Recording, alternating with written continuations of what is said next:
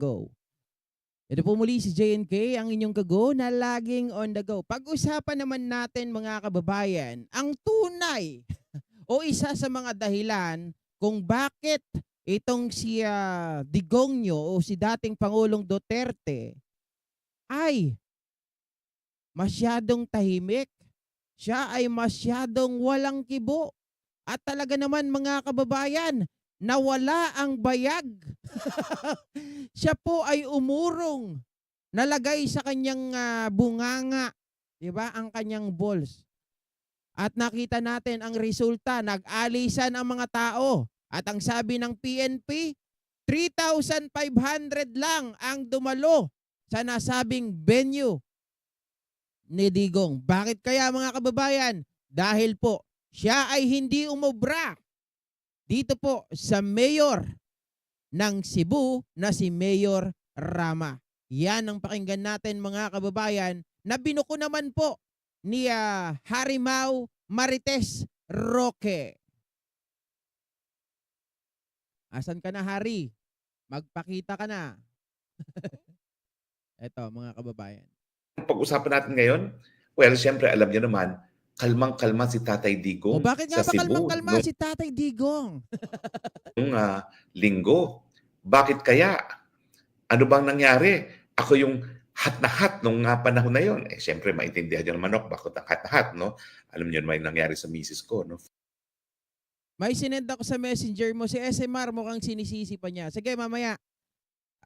Babasahin ko yan na Tropa Kills. First time ko na nakapagsalita mula nung nangyari yun. Siyempre, tao. Okay, tingnan nyo Pag-usapan dito natin mga ngayon, kababayan Isingit ko na rito. Kasi meron pag-usapan siyang alangan naman, pagtyagaan pa, sasahurin ko pa yan. Tapos liability na. Diba? Huwag nila tayong gawing tanga. Okay? So, lipat tayo dito sa next topic natin. Yung kanina. Tanggalin na natin to si Harimau. Okay? So again mga kababayan, magandang gabi po muli sa inyong lahat. Ako po muli si JNK at ipagpatuloy natin ang ang kwento ni Harimau na kung saan mga kababayan, sa kanyang bibig na naman nagsimula at nanggaling ang tunay na dahilan kung bakit hindi nakapagsalita itong si Digong. Abay, nabahag ang kanyang buntot, naurong ang kanyang bayag, nalagay sa kanyang bunganga at pinagsabihan pala ni Mayor Rama na huwag magsasalita ng kung ano-ano. Ano nga ba ang mga sinabi ni Mayor? siyempre, tao rin naman po, no? Bagamat ang utos talaga sa akin ni VP Sara, huwag aatakihin ang PBBM at hindi naman po ako umatake, no? Dahil ako naman po talaga ay nagtatanong lang, bakit pabali-balentong? At siyempre, bakit? Lalong-lalo na pagdating dito sa charter change, nag-iba matapos lamang ng isang taon. Dahil Pebrero ng isang taon, sabi niya talaga, hindi niya kinakailangan ng charter change sa economic provisions, no? Pero ngayon, kinakailangan daw niya. Ayan, nasagot ko na to mga kababayan. Ulitin ko lang ulit. Si PBBM, nakita yung kakulangan. Di ba? Noong unang taon, imposible naman kasi mga kababayan na sabi nga po natin, changes is the only constant in this world. So therefore, if you really a good president, if you have the quality of being a good president, being a good leader, mga kababayan, na-experience mo na eh. 'Di ba? Nasubukan mo na yung mga bagay na hindi kayang hindi kayang gawa ng paraan kung mananatili ka sa ganitong estado. Yung state na sinasabi ko ay yung estado ng 60-40. Nung una, si Pangulong Bongbong Marcos nagpupunta sa ibang bansa. Sabi nila, eto lakad ng lakad, lipad ng lipad, gastos dito, gastos doon, kasama pa ang mga kanyang pamilya at iba pang mga tao. Ang laki ng ginagastos nila. Now, mga kababayan, nagmaterialize yun. Di ba? Nagmaterialize. Tapos nung nagmaterialize, eto na naman yung mga DD shit. Kaysa wala daw nagagawa ang Pangulo, kaysa puro gastos lang. Gastos pa rin, puro gastos pa rin. Nagmaterialize na nga, it creates jobs. It creates job opportunities para sa mga kababayan natin. Pero mga kababayan, ito ang nangyari. Si Pangulong Bongbong Marcos, ratio na lang tayo kasi walang exact figure na sinabi. From 100% out of doon sa mga pinuntahan niyang bansa, ang nagmaterialize, let's say 20%. Pero it could be better. It could be better, mga kababayan, if the economic provision that we have or the economic yung sistema na meron tayo ngayon will change or ito ay mapalitan ng mas maganda na makakapag-attract talaga doon sa mga foreign investors. Kasi nga sabi ko nga sa inyo, nagiging problema yung 60-40 dahil bibihira lang po ang Pilipino na may kaya talaga, may kakayahan na makipag-share, 'di ba, sa isang korporasyon na sila ang 60. Normally dito sa atin, mas malaki talaga o normally sa ibang bansa, mas malaki talaga yung pera ng ibang mga dayuhan, yung mga investor. Pero dito, ang hirap makakuha ng kasama mo o nasabihin natin ng partner mo na mas mataas, 'di ba? At ang disadvantage pa, hindi po makakilos basta-basta ang mga dayuhan because sila ay hawak. Mas mataas yung porsyento ng Pilipino, eh, 'di ba? Pag mas mataas ang porsyento, siya ang boss-boss. So hindi nila magagawa. Pangalawa, ang nagiging problema pa diyan, alam natin kaya itong mga senador ay humaharang dahil mga kababayan, silang pangunahing shareholders, 'di ba? Na mga 'yan kasi ipinapasok nila yung mga negosyo. So pag pumasok ng 100% ang foreign investors, therefore mawawalan sila ng tsansa, 'di ba? Na magpasok ng kanilang mga shares. Yan ang kinatatakot ng mga senador, mga kababayan. So parang sa akin, nakita ng presidente yung mga problema, yung mga hindrance, yung mga circumstances. So, dapat baguhin din niya yung kanyang statement. Natural yun, normal yun. Diba? Alangan naman mga kababayan, di manatili na lang tayo dito, okay na ako sa ganito. Diba? If there is more opportunity to change. Diba? Palitan mo lahat ng sinabi mo nung kung pwedeng kainin, kakainin naman. At saka ito ay para sa bayan. Hindi naman para sa kanila dahil mayaman na yan sila eh. Hindi para sa kanila yan. Yan ang gustong isaksak ni Harry Roque sa utak natin, mga kababayan. Na si Pangulong Bongbong Marcos ay paiba-iba ng isip, na ito ay walang isang salita. 'Di ba? Pero ang pagkakaroon ng isang salita, mga kababayan, lahat po yan ay nasa lugar. 'Di ba? Hindi naman yan pangako na, sige, babayaran kita. 'Di ba? This coming month. Hindi yan ganoon. Ibang usapin dito, ekonomiya natin. Ang usapan dito ay yung mga kababayan natin, yung mga nasa next generation. Kaya gusto nilang baguhin para naman papaano, mga kababayan, ay hindi tayo magkaroon ng restrictive. 'Di ba sabi nga ng mga congressman, ang problema kasi sa atin, masyadong restrictive ang ating economic provision. Kaya tayo maraming naghihirap. 'Di ba walang mga trabaho. 'Yun ang sinasabi ng mga congressmen. Pero anyway, pero bakit kaya si Tatay Digong ay kalma? Nag-guilty tuloy ako. Sabi ko, wow, si Tatay Digo, kalmang-kalma, cool na cool. Mhm. Ako naman, ako nga si kalma lang, ako lang ito hot na hot. Mhm. Well, Kaya ka nga hat na hat dahil pala doon sa asawa mo na natanggal. Kasi naman mga kababayan, hindi naman tatanggalin yan ha. Ito lang ang sure natin. Walang sino mang tao ang tatanggalin kahit pa magsalita ng kung ano-ano si Harry Roque. 'Di ba? Kung walang kasalanan ng asawa, hindi po yan tatanggalin. Mga kababayan, simple lang yan. Kung siya ay asset, dapat siya po ay manatili. Pero pag siya ay liability, tanggalin. 'Di ba? may mga dahilan po yan.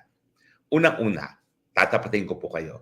Hmm? Nagsabi talaga si Mayor Rama na kinakailangan hanggang charter change lang ang pag-uusapan. Ayun naman pala mga kababayan Nagsabi si Mayor Rama na hanggang charter change lang ang kanilang pag-uusapan. So ibig sabihin, kahit anong plano na sabihin ni Digong against this government, mga kababayan, ay wala silang magagawa.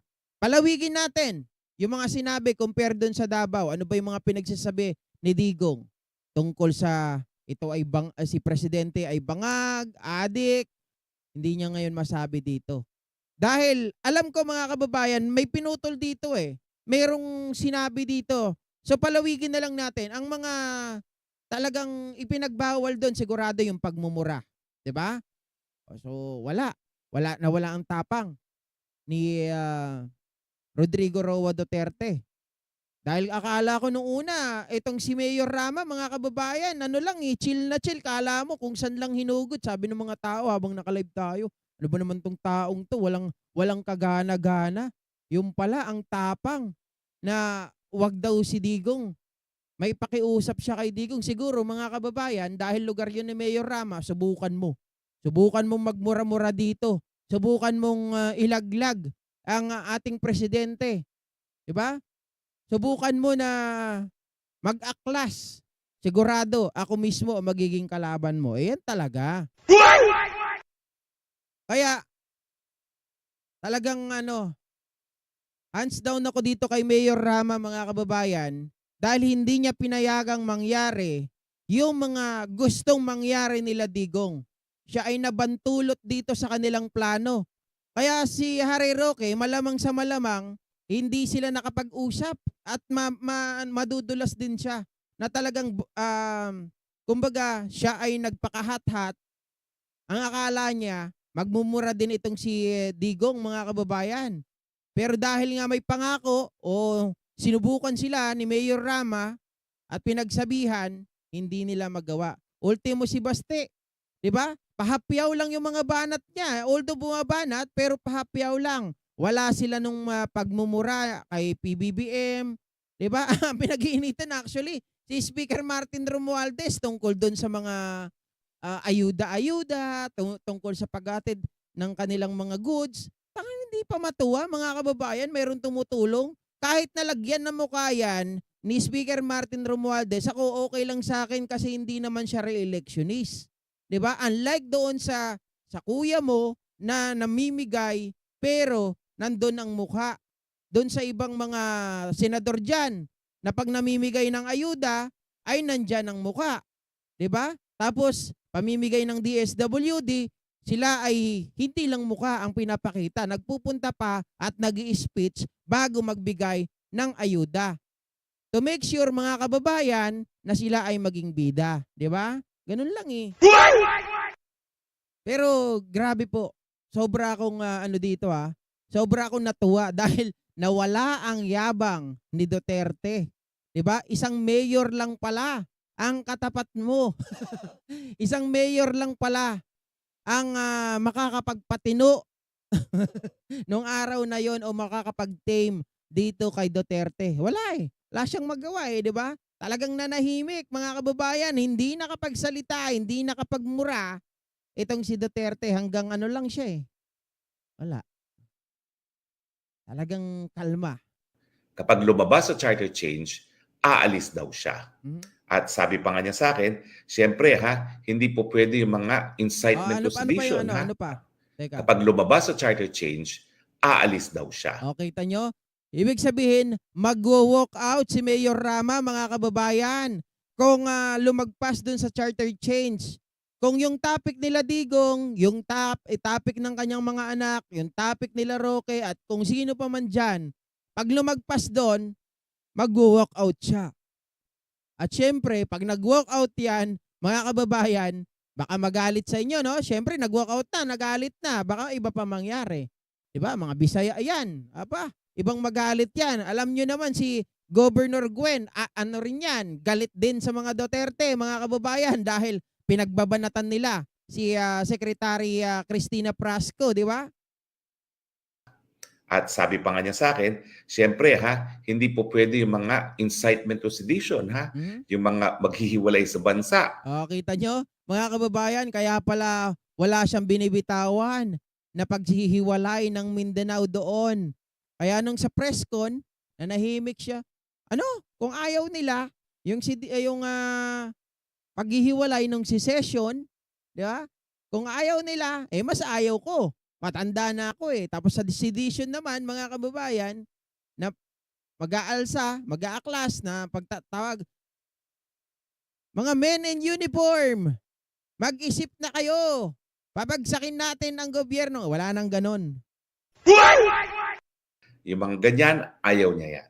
So ang sabi niya, tutok lang tayo sa bribery initiative dahil siya mismo, sinabi naman niya sa kanyang talumpati, ayaw niya na namimili ng lagda at ayaw niya na linilin lang ang mga Pilipino.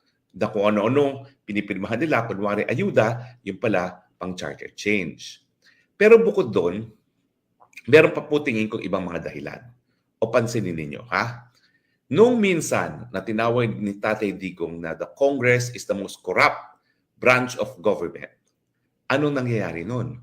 Well, yun yung tinanggalan ng Sabi niya, Twyler Wilfred, tanga, abogado ka ng tatay mo, eh di mo paget utak. Noon ngayon, nasunog kayo. Mga ampalaya, eh, sobra, mga kababayan, nasunog talaga sila ng husto, di ba? Talaga naman, ito si Harry Roque, ang ginagawa niya ngayon, damage control. Di ba? Nililigaw niya yung mga tao kasi merong 1.5 ano to eh, followers eh. Tapos sa YouTube, madami-dami din, parang nasa 66,000. So therefore, mga kababayan, marami pa rin po silang nalilinlang sa ginagawa nilang to. Katulad nito, sasabihin niya, pagdating doon sa bribery daw, at doon sa sinabi ni Duterte, mga kababayan, na tinanggalan daw po ng pondo itong si BP Sara dahil ito po ay, ano nga ulit yun? Tuloy mo na nga lang. ng intelligence funds, Ayun, tinanggalan ng intelligence fund ng CIF. confidential funds in Sara Duterte, at meron pang nabalita na impeachment. So natural, ama ang Tatay Digong ng intelligence funds, confidential funds in Sara Duterte, at meron pang nabalita na impeachment. Anong nangyayari nun? Well, yun yung tinanggal. Okay, mali yun na mga kababayan. Ulitin po natin. The reason why, okay, ito si Harry Roque talaga napakasinungaling eh, no? Manang-mana sa pinagmanahan eh. Hindi po tinanggalan ng intelligence fund or ng CIF si Sara. It is because sinabihan ni Duterte na the most rotten institution ay yung Congress. Mali po yun mga kababayan. Nauna pong nangyari yung etong si Sara ay tinanggalan ng kanyang confidential fund because siya po mismo hindi niya nga napatunayan kung ano talaga ang gamit ng confidential funds. There is a guidelines or there are guidelines on how to use the confidential funds. Eh nung tinanong siya ni Riza Ontiveros, 'di ba? Ang sagot niya mga kababayan, ang paggagamitan daw nila ay same lang din. Ang pinaggastusan same lang din nung ginawa nila sa Davao wherein ginamit po ito sa feeding program, doon sa libreng sakay, tungkol doon sa planting of trees. Yun po ay wala sa guidelines ng CIF ng confidential funds. Therefore, doon pa lang nakita na isa siyang abogado pero hindi po siya sumusunod sa guidelines na sinasabi ng batas na ang confidential fund ay dapat gastusin sa mga agency na may kinalaman sa peace and order. So mali itong sinasabi ni Harry Roque, mga kababayan. Tapos after ng tanggalan si Sara Duterte ng CIF, doon naman nagsalita yung tatay niya sa SMNI na nagwawala, the most rotten institution. Sabi niyang ganon, ay yung Congress. Alam ko yan. Sabi niyang ganon. Dahil yung ano nga dyan, ganito ganyan, yung yung tawag dito, yung certification, di ba? Wala na daw, mga kababayan, wala na daw liquidation, puro na lang daw certification. Eh, kanino ba nagsimula yon? 17 and 18 Congress. Kayo, yung mga nandoon. ng um, intelligence funds, confidential funds si Inday Sara Duterte at meron pang nabalita na impeachment. So natural, ama ang Tatay Digong. Ang kanyang instinct talaga, protektahan ang kanyang anak. At dahil ang banta ay nanggagaling nga sa Impeachment na gawa-gawa lang nila para pasiklabin yung tawag dito bugso ng damdamin ng mga Pilipino, 'di ba? Kasi alam nyo naman ang mga Pilipino, ganito po kasi yan ang siste. Kung sino ang kinakawawa, yun ang kinakampihan. So, eto na naman, gamitin na naman natin, mga kababayan, damage control na naman yung ginawa nila doon. Sila din mismo yung nagpakalat niyan eh na may impeach si Sara kasi nga nung confidential funds ay natanggal sa kanya dahil sa mali yung paggamit. Kailangan nilang takpan kaagad 'yon. Kailangan nilang ma-overcome 'yon in what way? Through saying na si Sara ay gustong pababain, na gustong i-impeach dahil sa kanyang paggastos ng 125 million in just 19 o 11 days or 19 days mga kababayan. Tapos ginamit pa ito sa hindi tawag dito, hindi po siya naayon sa guidelines ng CIF. So lahat yan nakikita ko na sila din yung nagplant in order na magkaroon po ng damage control sa nagawa ni Sara sa napakita niya na mali-mali na pagsagot at hindi niya po kaya na idepensahan ang kanyang sarili pagdating sa budget po ng kanyang ahensya. Yan ang totoo, 'di ba? Tapos itong si Harry Roque, grabe po.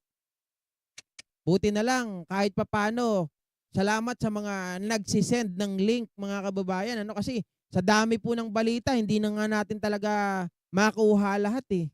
Kamara de Representante, natural. Talagang binomba niya ng husto ang Kamara de Representante. Anong naging resulta? Ipinasara ng mga kongresista ang SMNI. Dahil yan nga po ang ginagamit niyang medium para mag-address sa taong bayan. Okay, ito na naman tayo. The reason why daw ipinasara ang SMNI, it's because dun sa isa pa, yung sinabi na ginagamit ni Pangulong Duterte o dating Pangulong Duterte ang SMNI. Totoo naman na ginagamit niyang medium yan eh. Diyan siya nagsasalita ng kung ano-ano. But the thing is mga kababayan, yan ay isa lamang sa mga dahilan kung bakit nasuspindi ngayon indefinitely ang SMNI. First, ang pinakakaso po nila ay yung mga anchor nila. 'Di ba? Yung sila po ay nami-make news. Hindi nila binibet ang kanilang mga witness bago magsalita. Pangalawa, mga kababayan, yung pagsasabi po nila na si Speaker Martin Romualdez had a 1.8 billion travel expenses alone. 'Di ba? At yung isa pa, ang pinakamatindi dito mga kababayan, dahil doon sa sablay ni Eric Celis na yung sinasabi niyang kanyang witness na NPA, na mukhang tingin ko NPA pa rin hanggang ngayon mga kababayan, ay nasa Senado. At na hindi niya masabi-sabi pero nung kalaunan inamin daw niya sa Congress kay Tambunting pero nung siya ay pinalaya na binawi niya na wala daw siyang sinabi. Ginagawa niyang tanga ang Congress. At isa pa, dahil dyan, bumukas ang pintuan para makita ang katangahan at kagaguhan ng SMNI. Because sa existing rule of law, mga kababayan, pagdating sa broadcasting, sa frequency, ay may nakasulat po dyan na kung ikaw ay magpapalit ng ownership, dapat ipaalam mo sa Congress. Dahil Congress ang nagbigay ng inyong frequency, sila ay may karapatang mag-amend, mag-update, mag-revoke ng inyong prangkisa. So balit yun po ay hindi ginawa, hindi po na-comply ng mga pamunuan ng SMNI. At the same time, mga kababayan, parang nawawala na po ang tinatawag nating Code of Ethics sa nagsasabing sila daw ay lehitimong media. pero hindi po nila sinusunod, 'di ba? Yung proseso at yung pamantayan ng mga lihimong media, in fact, pagkatapos ng first hearing, sila po ay kumalas doon sa KBP. Tingnan niyo kung paano nila tayo paglaruan, 'di ba? Tapos hanggang ngayon, hindi pa rin uma-attend itong si Kibuloy sa mga nasabing hearing. And I don't know if ever, kasi may nasa site na kami na mukhang sa susunod, botohan na po, 'di ba? Botohan na ng mga kongresista kung mare-revoke na ang programa ng SMNI. Sana nga. Sabi ni Rapi Bakungan, takot pa sila. Takot pala sila kay Mayor. Takot talaga. At Twyler Wilfred Tanga, ang bobo. Nabasa ko na po. Lalaine Vargas Skaden, dapat madisbar yung butanding harimaw na yan. Kaya nga no? Hindi ko nga alam kung paano ito madidisbar, mga kababayan. Dapat may magsampa ng kaso. Diba? Merong mag-complain para matanggalan po ng lisensya. Ma-revoke. Doon sa Cebu, nasaksiyan din nila mismo na wala nang naniniwala sa kanila dahil konti lang ang pumunta doon sa Evil Rally, sabi ni Gloria. 3-5 lang daw po, mga kababayan, and that was already been verified. Na-verified na po na 3,500 lang ang pinaka-peak. Nakita nyo? Pag sinabing pinaka-peak, not more than that, hindi na po yan magiging 4,000. Diba? Kumbaga sa atin, sa mga nanonood, ang pinaka-peak natin ngayon dito is 35. Diba? 35. So, hindi na nagiging 40. Yun ang pinakamataas doon na umattend na tao. Nung kasagsagan, yun ata ay nung nandoon pa si Willie. Pero after nung kay Willie, mga kababayan, mukhang wala nang nagpakita. Diba? Mukhang nagsialisan na ang mga ito. Si Willie lang ba ang inabangan? Diba? Hindi si Digong. O talagang nabantala sila, talagang sila ay nasunog ng husto at yung mga pinagsasabi ni Digong hindi na sa kanila. Di ba? Hindi na maganda. Jahar Amil, haha, ulyanin na ata siguro ang tiguang. Kaya nga naulyanin na.